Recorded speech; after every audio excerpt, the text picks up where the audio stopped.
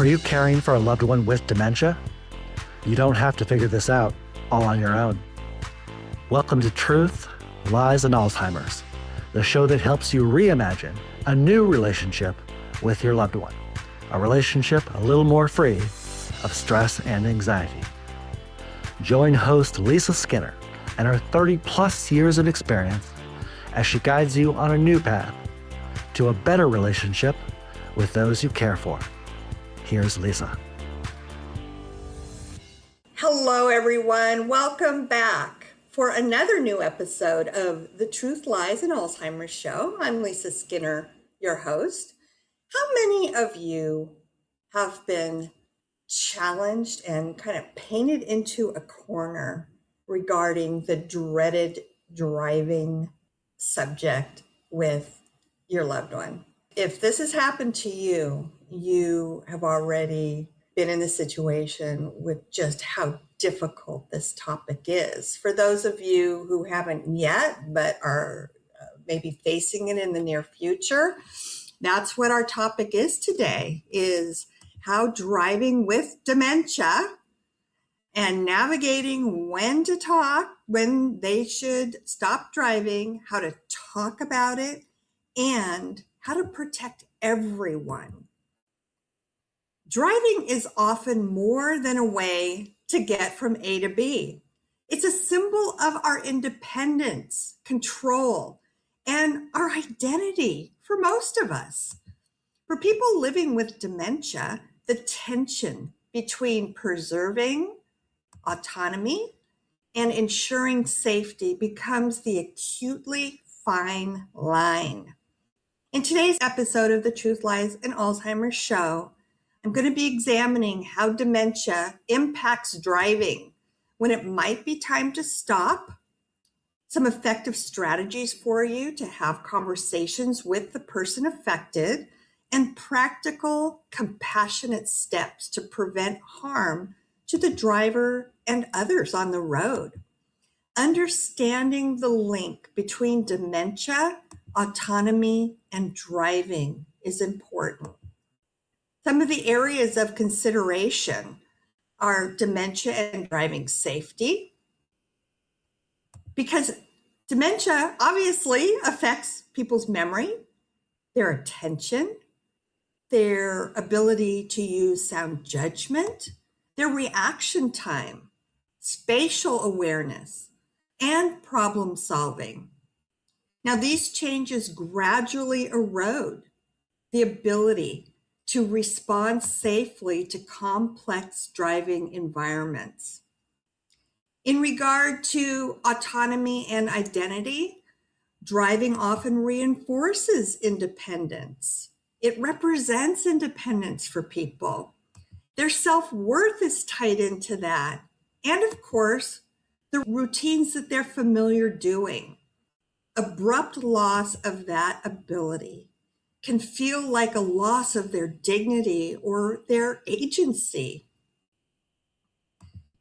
There's a risk landscape involved, and the risk isn't limited to just one mistake. It's about increasing vulnerability to disorientation.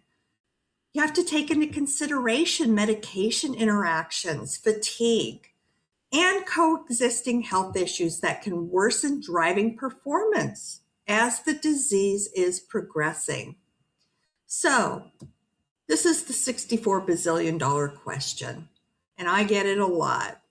When should someone living with dementia stop driving?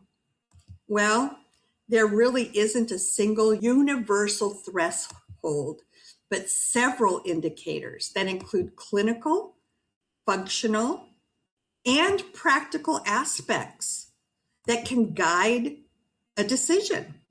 So consulting with healthcare professionals is key. You want to make sure you do that. And then there are medical and cognitive indicators that need to be taken under consideration.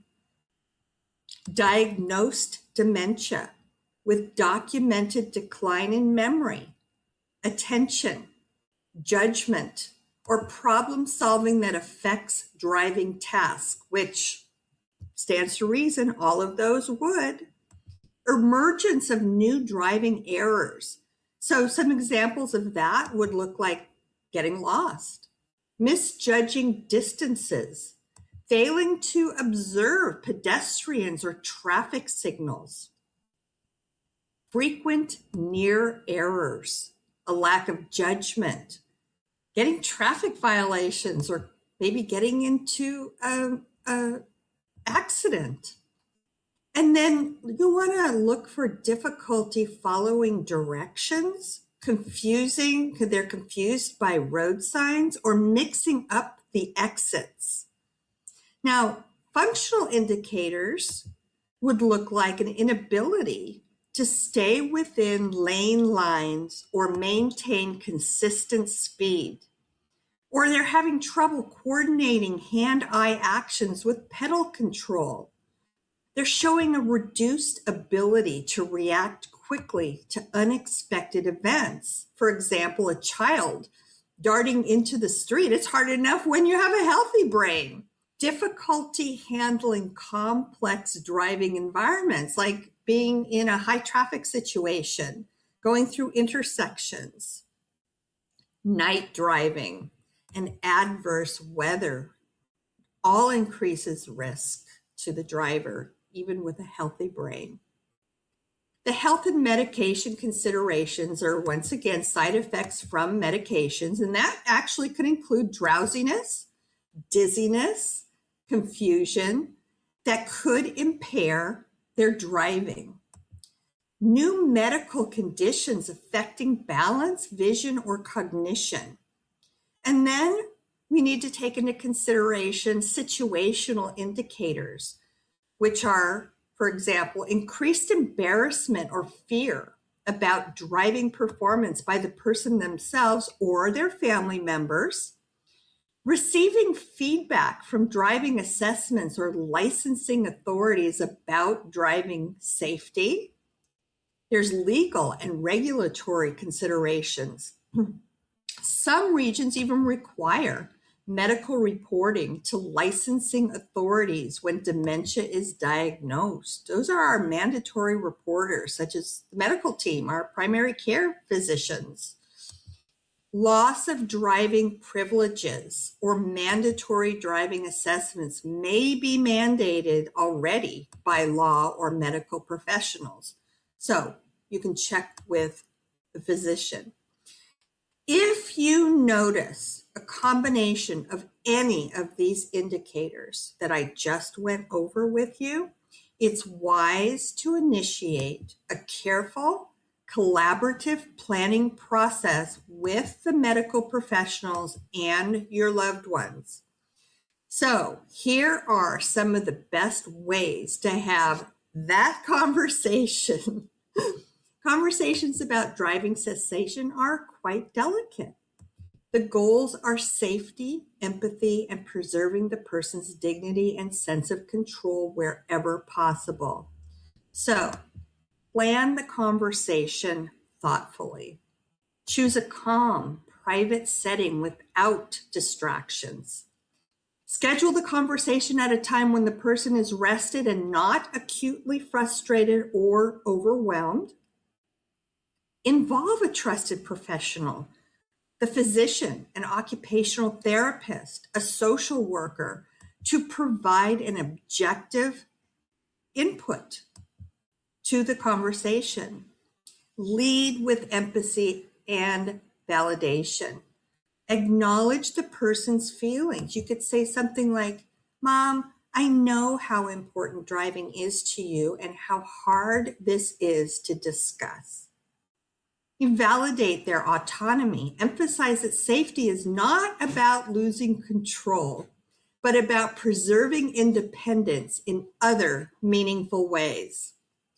Use concrete, non-judgmental language. Focus on specific safety concerns and observable changes rather than labels like confused. One example of how you can phrase that is, "Mom, I've noticed you've had trouble staying in your lane and reacting quickly to sudden stops. and I'm really worried about you getting into an accident. You can highlight shared goals and alternatives.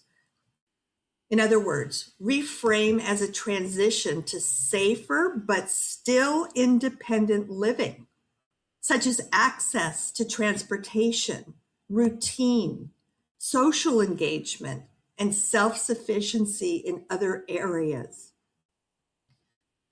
Try proposing concrete alternatives early on, such as ride sharing, community shuttles, family or friend networks, or assisted transportation services. You can start planting those seeds early on. So by the time you have to have that very difficult conversation, they may be more prepared to hear more details about it. Involve your loved one in that decision-making process. Ask for their input.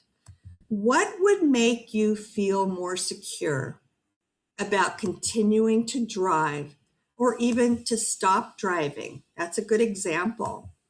You can offer a phased plan that can include a gradual reduction in driving privileges, supervised driving, assessments, or driving only in familiar areas.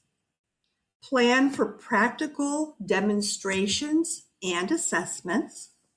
You can schedule a formal driving assessment with an occupational therapist or driving specialist. And then another thing you can consider is what we call a step-down approach. For example, limit driving just to daylight hours, to familiar routes, or non-peak times before full cessation. You can prepare for resistance and provide support by, first of all, acknowledging and accepting that denial and frustration are very common, especially when it comes to the time to stop driving conversation. Most people are very resistant to it. They don't understand why. So make sure you maintain a calm, steady tone. Have a support network ready. That could include other family members, friends, or care partners. And document their concerns and decisions. Keep records of observed safety concerns, professional assessments, and the agreed plan. This can definitely help with ongoing coordination and any future discussions. Now, you can also create safety planning alongside the conversation by identifying immediate safety measures if driving continues, reduce speeds, avoid busy intersections, driving only with a companion. Develop a transition plan for stopping driving that respects the person's autonomy in other aspects of life. So, we're going to move on to how to stop driving without endangering people's lives. Suspending driving is not a single event. It often requires a multi-pronged, compassionate approach. Might include professional assessments and formal recommendations. It might include obtaining a driving evaluation from a licensed occupational therapist or a driving rehabilitation specialist. Again, seek input from a primary care physician or a neurologist who understands dementia progression. There are legal and regulatory steps as applicable in your community, so you want to confirm any jurisdictional requirements. For reporting cognitive impairment to licensing authorities, they vary from state to state, from county to county, so check into that. Understand the revocation process and potential appeals or appeals support before you get to the point of having to really kind of put your foot down about this. Family, caregiver, and social support structures are important to have.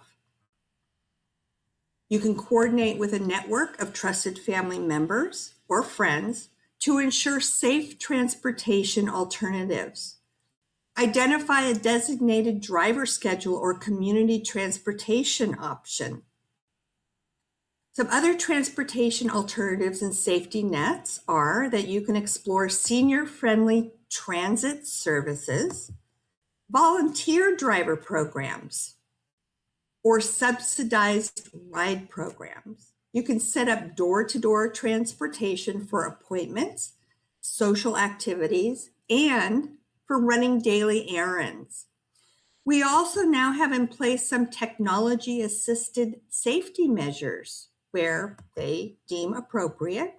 And by these, I mean use GPS-based monitoring tools in vehicles to detect unsafe driving patterns with consent and privacy considerations.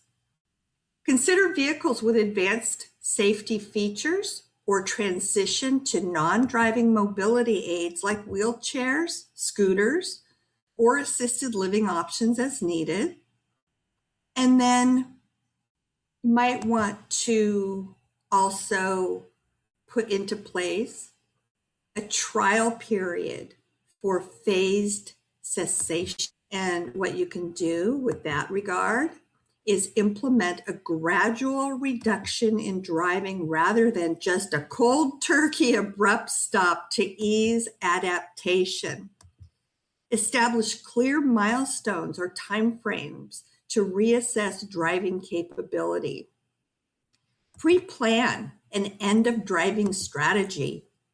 Securely store or disable keys or restrict vehicle access under agreed terms. Prepare a respectful script for notifying others, like family, close friends, about the change that's about to happen.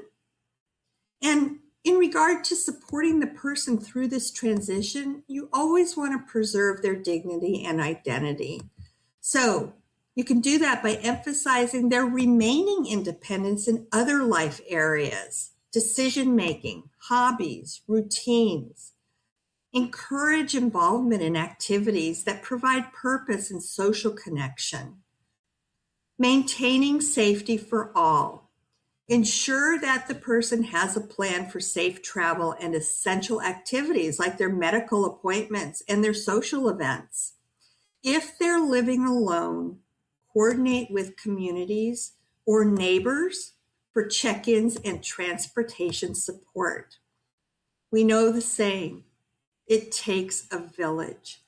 And when it comes to living with dementia, it truly takes a village. Regarding emotional and psychological support, be attentive to grief, to their loss, and potential depression related to losing their driving privileges. Consider counseling or support groups for individuals with dementia and their families. And then practical daily life strategies. Have a plan in place. You can do this. Here's some suggestions. Create structured schedules for their errands with alternatives arranged in advance. Use phone and online services to reduce the need for independent driving in those particular scenarios.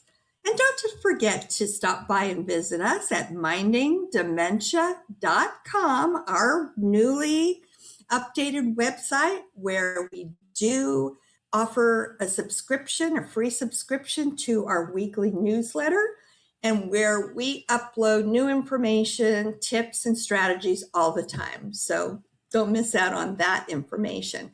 I'm going to pick up with giving you some practical scenarios and conversation starters that you can use or adapt to your specific situation. So here's scenario number one. You've noticed frequent wrong turns and that they're having slow reaction times. So here's a starter conversation for you. Mom, I've noticed you've had more difficulty finding familiar streets lately. I want us to talk about what we can do to help keep you safe while staying as independent as possible. Second scenario, your loved one resists giving up the car after a minor mishap. Here's a starter conversation for you. Mom, your safety matters to me more than the car. Let's try a plan where you'll still be in control, but with transportation options for times when you're tired or unsure. Next scenario. There's a medical appointment requiring difficult driving conditions. Starter. Mom, for today's appointment, let's arrange a ride together. If you're uncomfortable, we can arrange a future plan that gradually reduces your driving. Here's some resources and next steps for you. Seek a formal driving assessment by a licensed occupational therapist or driving rehabilitation specialist. This is probably the most popular thing that people do, is they lean on their loved ones, primary care physician or neurologist for medical clearance and risk assessment. Your doctors can and will do that. They will also take it upon themselves to have that difficult conversation with your loved one. And what we have all found over, many, many decades of trial and error is that the person, our loved one, will respond more positively to that conversation if it's coming from their doctor, whom they already trust and look up to, than from a family member where they may perceive it as a very negative thing that's going to be happening to them, especially if it's a son or a daughter. You just want to take my independence away, and that's the way they perceive it. So lean on your doctors to do that. Have that conversation already pre-planned before you actually make that appointment. You can also explore local transportation services for seniors, where they can provide you with community shuttles. There are volunteer driver programs, non-emergency medical transport, and then always review legal considerations in your particular jurisdiction regarding reporting dementia and driving privileges. Access caregiver support groups and dementia-friendly resources where you can share your experiences and learn from theirs to gain practical advice. And then our final thoughts are the balance between autonomy and safety is very delicate and deeply, deeply personal. Clear communication, professional guidance, and compassionate planning can surely help preserve dignity while reducing risk. Early conversations, proactive assessments, and well-structured transportation alternatives are essential to protect both the person living with dementia and the broader community. Each situation is unique. Collaborate with healthcare professionals, involve trusted family members and friends, and tailor your approaches to your individual person's values, preferences, and daily routines. So that's what I have for today's episode. And I know this is a very difficult situation, probably one of the hardest ones that you will encounter. A lot of them are very difficult, but this is especially difficult. So I wish you all the best of luck, and hopefully this has been very helpful. So I will be back, as always, next week with another new episode of the Truth, Lies, and Alzheimer's Show. I'm Lisa Skinner, your host, And I wish you all a great and wonderful rest of your week. And I look forward to seeing you back here next week. So take care for now. Bye-bye. Thank you for listening to Truth, Lies, and Alzheimer's. We hope you found something in today's episode that helps. We understand that caring for a loved one with dementia can be the challenge of a lifetime, but you don't have to do it alone.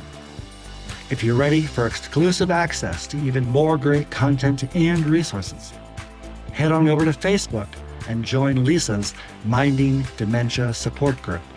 We're a community of like-minded caregivers, and we're here to help.